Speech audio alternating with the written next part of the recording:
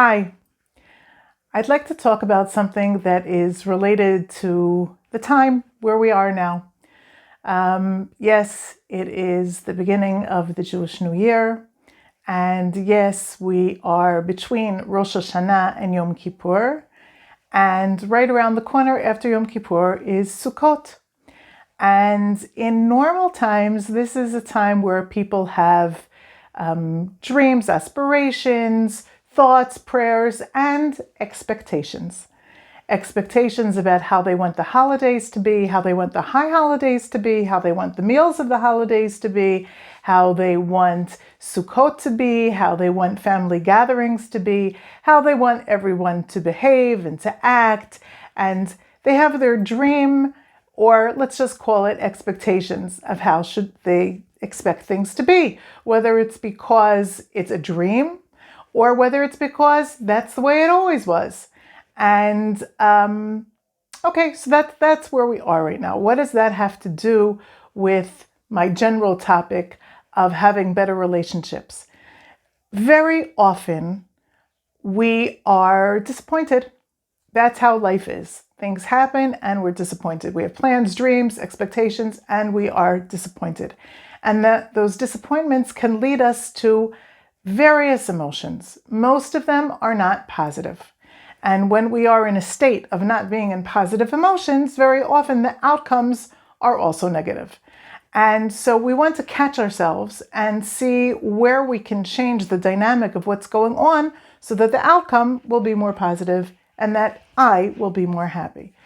And so what we want to do is catch this at the bud. And the bud that I want to start with is the bud of expectations. Expectations are good. I mean, if we have no expectations of ourselves or others or life in general, so we're basically depressed and very lethargic and apathetic and all sorts of mishmash of not such great emotions. So it's normal to have expectations. It's good and it's healthy to have dreams and aspirations. But where's the line between expectations and dreams? And what happens when we have expectations? Very often when we have expectations that aren't fulfilled, whether it's because of a worldwide pandemic or whether it's because my 7-year-old brother started acting up and spilled wine all over the table and got everybody all upset. When we have these expectations, very often it leads to disappointment, it leads to anger, it leads to frustration, it leads to sadness. It can lead to a lot of things that we want to try and remove as much as possible. So what I'd like to focus on right now are the expectations that we actually have control over. And when I say control, I don't mean these nail-biting, fist-clenching expectations and control. I'm talking about things that we can really have, and we can affect the outcome. How can we affect the outcome? If we take away the element of surprise. Surprises are lovely. Surprises are fun. Surprises are great when they work out. But when surprises don't work out the way we want them to, they lead to disappointments.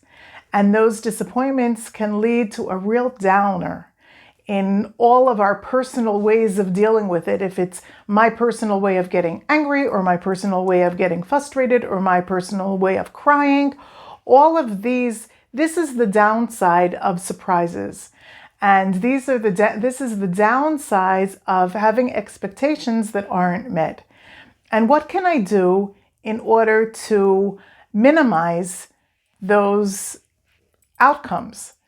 What I can do is to tell whoever it is, if it's my husband, if it's my child, if it's my neighbor, if it's any type of circle of people that I have around me, if I can tell those people what my expectations are, what I would like, what I am dreaming of. I'm really dreaming of having a really beautiful sukkah with a lot of decorations. Can you help me and not expect everyone in the family, or if it's just one other person that I'm with, to do that, or expectations of myself. If I'm alone, there are only certain things that I can have. And if I lower my expectations, my serenity rises.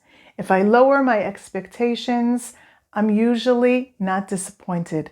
And if I don't want to be disappointed, and if I don't want to be angry, and if I don't want to be upset, and if I don't want to be sad in this season of happiness, so my tip for you is to tell people around you what your expectations are. Have a discussion about them. Let them in your secret. Very often, if these are people that care about you, they'll try, or at least they'll have a discussion and say what's realistic and what's not. So that is my wish for you in this season, before the holidays, in the middle of this whole holiday season, to lower expectations. It will just increase your serenity. Have a great day.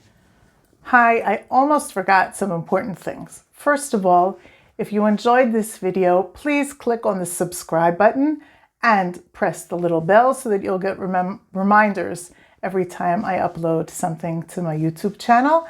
And more important than anything is that I wanted you to know that right after Sukkot, we are starting a new session of What's Up With Your Marriage workshop. In this workshop, this is a new type of workshop, all on your WhatsApp, all in the palm of your hand. We will be getting for 6 weeks tips and tools for relationship building. Every week, you'll be getting a video from me and 3 exercises that correlate to the tool of the week. At the end of the week, there's a summary, and this workshop goes on for 6 weeks in the palm of your hand, tools that will help you enhance your relationships and your marriage. For more information, in the description box on the bottom, there's a link, and that will give you all the information that you need. Waiting to see you there.